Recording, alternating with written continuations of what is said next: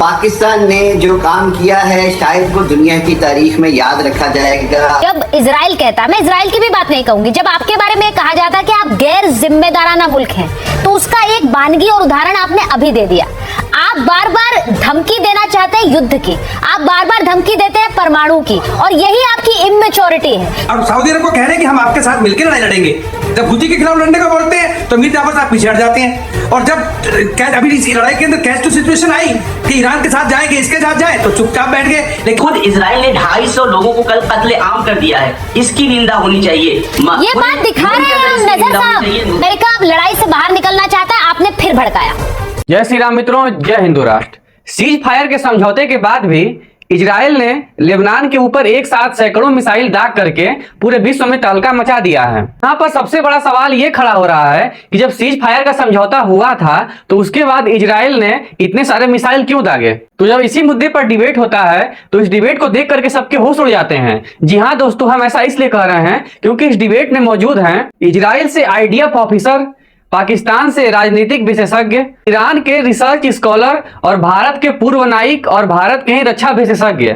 तो सोचिए, जब इतने सारे लोग एक ही चैनल पर इतने सारे देशों से लाइव डिबेट में मौजूद हैं, जो कि ऐसा डिबेट अभी तक किसी चैनल पर नहीं हुआ था, तो आप खुद सोच लीजिए कि डिबेट कितना ज्यादा इंटरेस्टिंग होने वाला है। आप सोच सकते हैं कि जब इजराइल, ईरान, पाकिस्तान, भारत के सभी देशों को एक साथ डिबेट करवाया जा रहा है तो वो डिबेट शो कितना ज्यादा हाई टीआरपी वाला और डिमांडिंग होगा। और इस इंटरेस्टिंग डिबेट को लास्ट तक जरूर देखिएगा, क्योंकि लास्ट में कुछ ऐसा होगा जिसको देख करके आपके होश उड़ने वाले हैं। और ऐसा इंफॉर्मेटिव कंटेंट के लिए हमारे चैनल को सब्सक्राइब करके बेल आइकन ऑन कर लीजिएगा। पाकिस्तान जैसे देशों के ऊपर हम भरोसा ही नहीं कर सकते मध्यस्थता के लिए, तो इन पर भरोसा ही क्यों किया। और अमेरिका तो इन्हें अपने लिए इस्तेमाल करता है। अच्छा देखें, बड़ी क्लियर सी बात है कि पाकिस्तान ने जो काम किया है शायद वो दुनिया की तारीख में याद रखा जाएगा, अमन को और तीसरी आलमी जंग को रोकने के हवाले से। दूसरी बात यह है कि बदकिस्मती से नेतन्याहू जो है वो एक रॉक वाइलर जुनूनी शख्स है, वो जंगी जराइम का मुर्तकिब शख्स है। उसने लेबनान के ऊपर जो बमबारी की है उसका मकसद ही ये था कि ईरान और अमेरिका के दरमियान जो सीज फायर हुआ है उसको खराब किया जाए। डरने से क्या फायदा है? हाँ। एक दिन किसी को सबको मरना है। वाह क्या बात है। अब ऐसे अब इनके हाथ से मरना होता तो इनके हाथ से पिताजी हैं। यस हाँ। इनके हाथ से मरना होता तो इनके हाथ से मरना। पाकिस्तान ने सल्यूट करता है ईरान के तहम्मुल को, ईरान की पेशेंस को, कि ईरान ने फिर भी आज जो है वो ईरान का डेलीगेशन भी पहुंच रहा है, ईरानी वजीर खारजा भी, ईरानी स्पीकर भी, कालीबॉफ भी, अब्बास इराक़ची भी, वाइस प्रेसिडेंट जेडी वैंस भी और मार्को रूबियो भी आज इस्लामाबाद पहुंच रहे हैं। इस गलत फहमी में मत रहिए। नहीं, एक बात मैं आपको बता दूं कि युद्ध विभीषिका होता है और कोई नहीं चाहता कि युद्ध जारी रहे। मैं आपको ये बात बता दूं। दूसरी बात मैं ये कह रही हूँ आपसे कि इसके बारे में मैं इजराइल नेतन्याहू का मैंने जिक्र किया, लेकिन कैरोलिन लेविट ने सीधे कहा Lebanon was never part of the cease fire. तो अमेरिका का भी बयान है, अमेरिका का भी बयान है, वो भी कह रहे हैं। तो ये हो कैसे गया?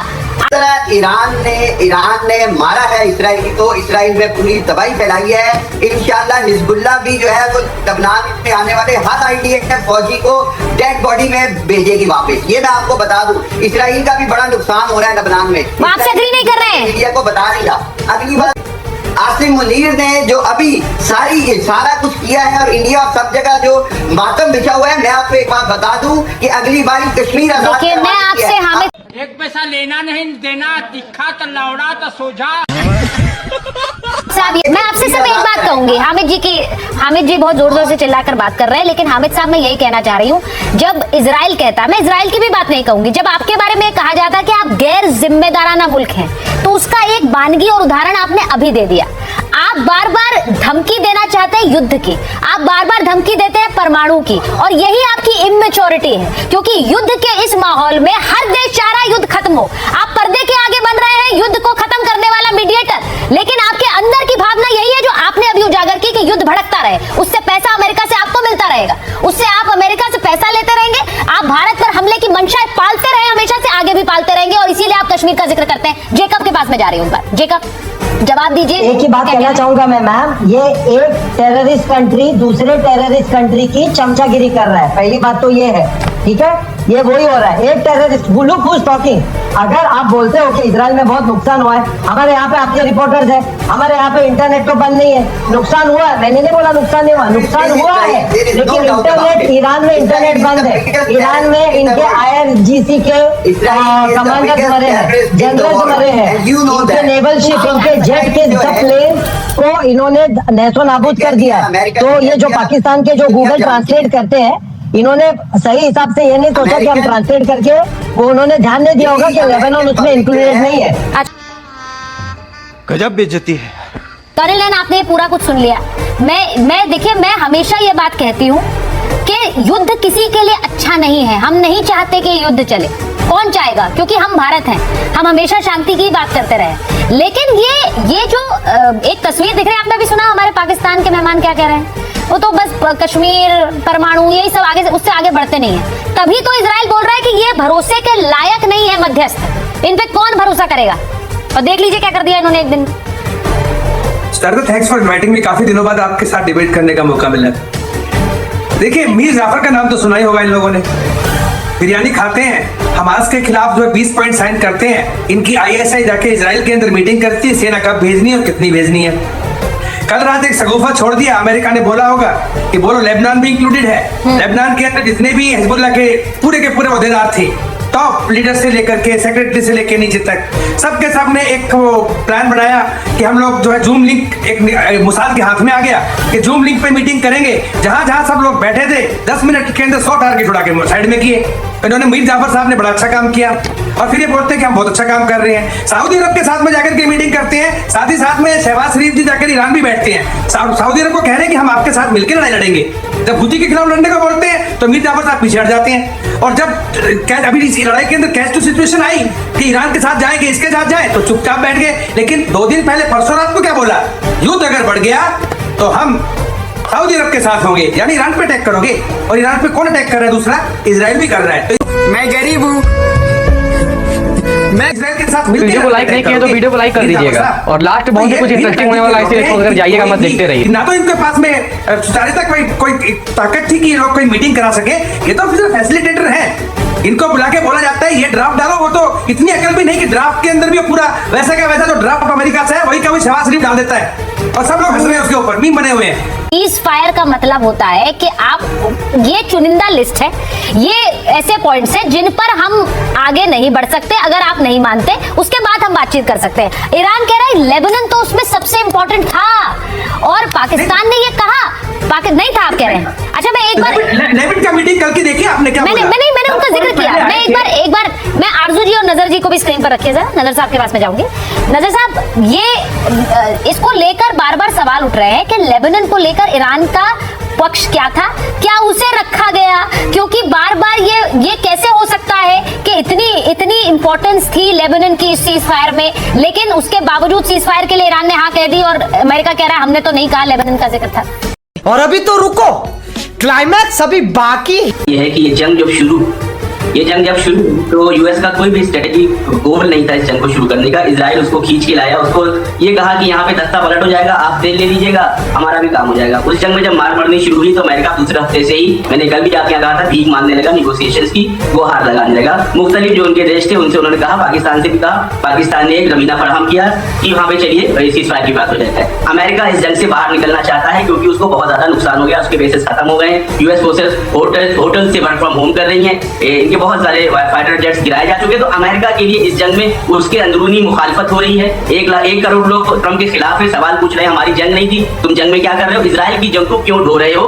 बिल्कुल क्लियर है, 2-2-4 जैसी बात है। अमेरिका इस जंग से बाहर निकलना चाहता है, अमेरिका इस जंग से बाहर निकल जाए, सीज फायर हो जाएगा, स्ट्रेट ऑफ हॉर्मुज़ खुल जाएगा, वहां से तेल गैस की सप्लाई होने लगेगी। लेकिन इजराइल का क्योंकि प्रवृत्ति है वॉर क्राइम करने की, लेट मी कंप्लीट, उसकी प्रवृत्ति है वॉर क्राइम करने की। और ये देखिए यहाँ जो डिस्कशन हो रहा है कि पाकिस्तान ने क्या किया, मैं उसमें नहीं जा रहा हूँ। खुद इजराइल ने 250 लोगों को कल कत्ले आम कर दिया है, इसकी निंदा होनी चाहिए। ये बात दिखा रहे हैं हम नजर साहब। मैंने शुरुआत उन्हीं तस्वीरों से की है कि लेबनान में देखिए एक रात में कैसे तस्वीर बदल गई, इतने लोगों की जान चली गई। लेकिन और ये सब सीज फायर के पहले दिन हो रहा है। सबसे हैरानी की बात यह है कि ये सीज फायर के दौरान हो रहा है, जो कि नहीं होना चाहिए था। वॉर क्राइम हो रहा है, युद्ध की बात ही नहीं, युद्ध तो रुक गया। नहीं, ये युद्ध रुका है क्या? आप कह रहे हैं युद्ध तो रुक गया, युद्ध रुका है क्या? युद्ध रुक गया ना, वही तो मैं कह रहा हूँ, युद्ध रुक गया ईरान की साइड से। ईरान ने हमले करने बंद कर दिए। आपने इजराइल पर हमला नहीं किया है क्या? ईरान ने इजराइल पर हमला नहीं किया? IRGC ने एक वीडियो जारी किया है सर, IRGC ने एक वीडियो जारी करके दिखाई है अपनी मिसाइल्स और कहा है कि इजराइल पर हमले जारी रहेंगे। वो वीडियो आपको भेज देती हूँ। बिल्कुल जारी रहेंगे, तो इसका मतलब क्या है? कैसे युद्ध रुक गया है? सड़ी के अब तो सच बोल दे भोस। हाँ बोलिए। मैं जवाब दूंगा।